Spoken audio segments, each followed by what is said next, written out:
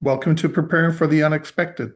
Today, I'd like to talk about an article I came across a little while ago entitled Bouncing Back is a Myth. Uh, Resilience means integrating hard experiences into your life story. And I thought, who better than to talk about this than Treena Reilkoff? Treena, welcome back. Thanks. I'm glad to be back.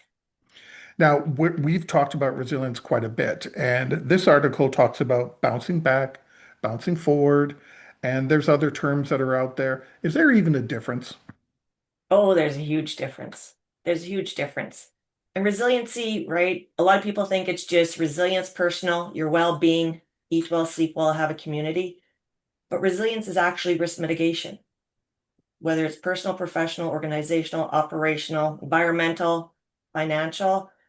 And when we look at that bounce back, what the common theme, who says bouncing back after a critical incident, a grief, a conflict, a disruption, that bouncing back to where you were was such a great place in the first place, right? And we sometimes miss because we're so consumed in that experience. We don't stop and pause and take that opportunity to integrate the feeling, the cognitive, the somatic, the visceral. And then what's the learning we got away with? What did we take from it? Because there's always a next time, right? The world is VUCAD, right? Yeah, It's very. I volatile. know where you got that Yes. that from. Dr. Gav, hello. Yeah, hi, Dr. Gav, but it is, right? It's volatile, it's complex, it's unstable. There's uncertainty every day. It's as though with this bouncing back, it's people want to be where they were before, but really bouncing forward is you need to be better positioned because you're going to face adversity again, right? Yeah, It's not a one-time thing. yeah. No, and that's where I think the fear, the fear of the experience sometimes puts us in that freeze response where that adversity, that conflict, that critical incident, we're afraid to allow ourselves to process it, to not only cognitively process it, but allow our body viscerally to process it, to cry, to get that anger out, that frustration, grieve that loss, right? And if we don't take that time, if we don't recognize that adversity, that incident is actually an opportunity, and how did you learn from it? What did you learn? I guess it's like organizations too. They're in the same boat. They want to be back before they had a crisis or before they had an outage so that they can feel they're on stable ground again. But they need to do the exact same thing. They need to learn so that that outage is shorter next time or it doesn't occur again. Yeah, and when you're looking at organizations and that role of leader and who's got the decision making, when that event happens, if they don't take the lessons learned, they don't stop, pause, and look at the organizational, the operational, but the people side of it too, they're just, as they say, under an illusion of control because the policy process, the written documentation does not influence or allow people to learn from it. So that Mhm. illusion of control is like risk theater. You think you're bouncing back. Here's that critical incident or that adversity in the organization or operations, came to a cease because there was a cyber attack, or all of a sudden with the climate and the wicked lightning happening, like here in Ontario, just a couple weeks ago, the lightning strike hit so bad that it was like an earthquake feeling. Our feet were rumbling, right? So if it takes out a transformer, you're going to repair it, but where's that impact of the stoppage it did in the organization? How did that impact the people? And so if you just say go back to bounce back status quo, you're missing out on identifying also the psychosocial hazards Yeah. that have costs. And the communications behind it, Yeah. the people that were missed or the effectiveness of those communications. There's so many different learnings Yeah. to that you can get out of, using your example, a lightning storm and what happened. Yeah. Yeah. And you just said a good point, that communication, right? If people are told to just push through it, that's not clear communication. That's not given an opportunity for reflection, lessons learned, growing, doing better, innovation, right? That communication of just go back to status quo policy process, you lose out on so many opportunities and you actually increase the risk because you haven't identified what have you learned, the lessons learned. Hmm. You haven't, it's probably not the right way of saying it, but you haven't increased your mitigation abilities Yeah. for the next event. Yeah. Your risk intelligence, right? Yeah. It's like they say, I have just my own personal kind of reflection that I do. If a certain opportunity comes up or a crisis, critical incident, something, and I'm not sure how to waver of what choice, will I regret taking that chance? Right? And I ask myself a hard question. Am I going to get hurt or is anybody going to get hurt? No. Will I fail? Maybe. But will I regret taking that chance? So when you look at resilience, it's taking that chance to learn from that experience. Hmm. Is that what's meant when we talk about integrating hard experiences? Is that what's meant by That's using that word exactly. integrate? Yeah, integrate. And I think from that article, and they spoke about grief, right? And I just recently experienced a grief, and majority of people are afraid to grieve. They're afraid of loss, afraid of death. But if you don't give yourself permission to integrate, and so that's not just cognitively integrate, so you have sense making and meaning making to what happened and what you experienced, you got to allow your body to integrate because the body is where we store those traumas. And if we don't integrate, that's where the disease comes from. That's where the injury, psychological injury and harm manifests, grows into solidified trauma experiences. And then that harms ourselves, our relationships, whether it be family, friends, and even in the office, Yeah. with our And work it, colleagues. yeah. And that's the thing. We're human organizations, right? We, it's a ripple effect in how we show up and what we do, or how people show up and what they do after a critical incident, a trauma, a grief. If I could so quickly share, like my uncle just Yeah, passed.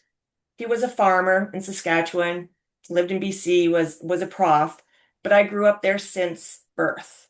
And it was kind of what I was reflecting when I was dealing with my own grief, helping support my cousins and my aunt in how I remember my uncle. Is it okay if I share what I quickly wrote? I did share it on LinkedIn sure, because it was a sure. learning. So this is kind of, and I posted it on LinkedIn, but it's shows the integration and how we're not a silo as a human in a community, in a workplace, in the environment.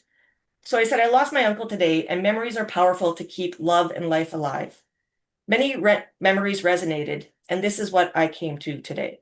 Banya. If nobody's ever heard what a banya was or is, and I used to always have banyas when I was little till I couldn't go back to the farm. So a banya is a traditional Russian steam bath featuring high humidity and intense wet heat produced, like a sauna. What a farm banya and my uncle taught me at an early age and aligns with stress and trauma informed and resilience is one, self-reliance. A banya often requires you to understand heat, water, wood, maintenance, timing, and preparation. It connects comfort to the work required to create it. The relationship between stress and recovery.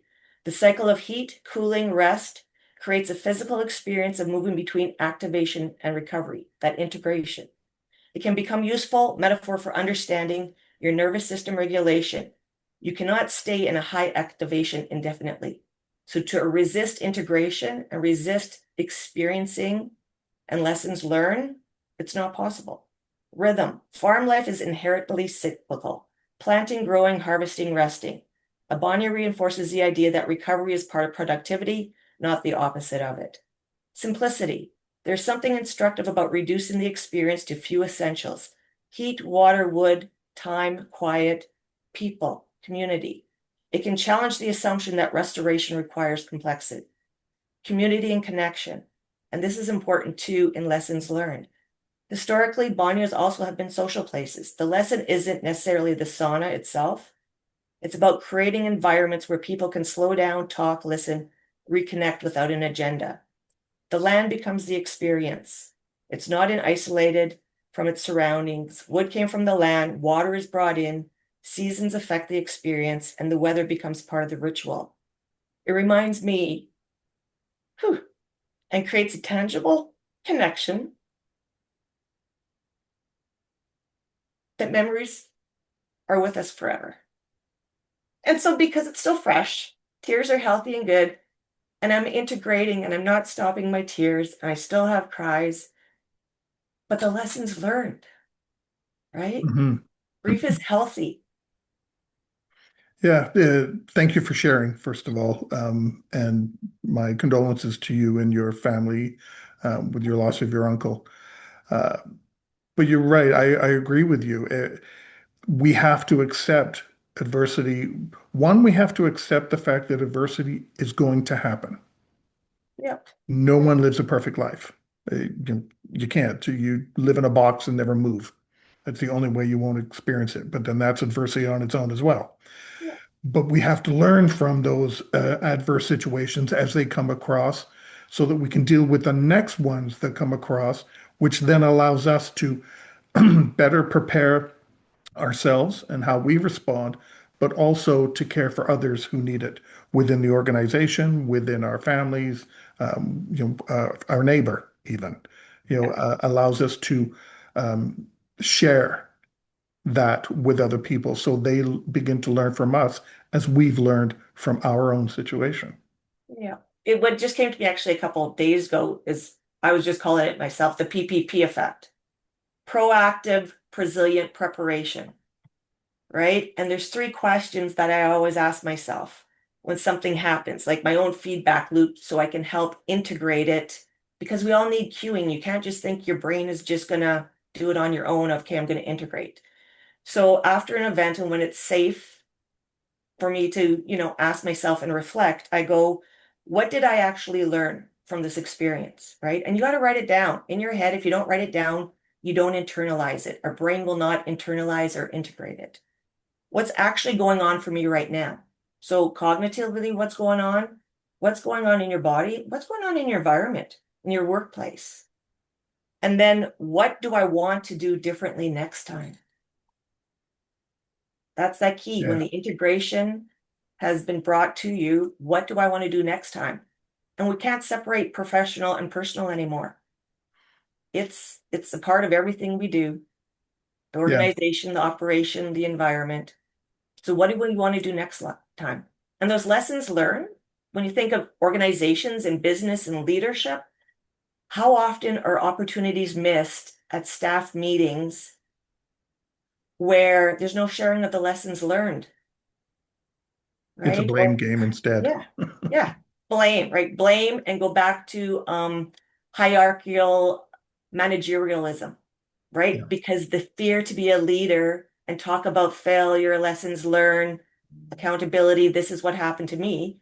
That's where, the in organizations and leaders, and if you're looking at tangible and intangible costs and mitigating risk and psychosocial risks and conflict and lawsuits and yeah, workplace investigations and grievances, that's where managerialism in the checky box has just escalated your risk. yeah, Rather, the leader who can have those difficult conversations and invite and create that psychologically safe environment so everybody can integrate the lessons learned and learn from each other, that tacit learning. yeah. I like what you said there that we can't separate the personal, or won't say can't. It's not as easy Yeah, anymore to separate personal resilience or personal lives from our professional resilience and professional lives. yeah, Because I'm a strong believer that if you want a resilient organization to be on that path, you've yeah, got to have people with that right mindset first. Otherwise, all you're doing is a checkbox exercise. yeah. And that Yeah, right mindset leads the way to creating that psychological safe workplace where people feel safe to speak up, share failures, share concerns, have difficult conversations, and not feel threatened that they're going to be reprimanded, yelled at, water talk, gossip now cooler, right? yeah, We need each other to support that resilient, proactive, resilient growth.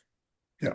we need to all, we're upskilling. So missing that opportunity to not integrate whatever that adversity, conflict, critical incident was, you're missing your own opportunity of growth and contribution and innovation to your company, to your organization, to your role, no matter what your Mhm. role is. Yeah. Well, we've come to the end of the episode. I think I only asked you like one question out of the list I had. So, but do you have any final thoughts you'd like to share on this? The final thought would just be, give yourself permission after a critical incident, conflict, adversity, to allow the process to integrate. Get a community, seek support if you're stuck or if you have fear.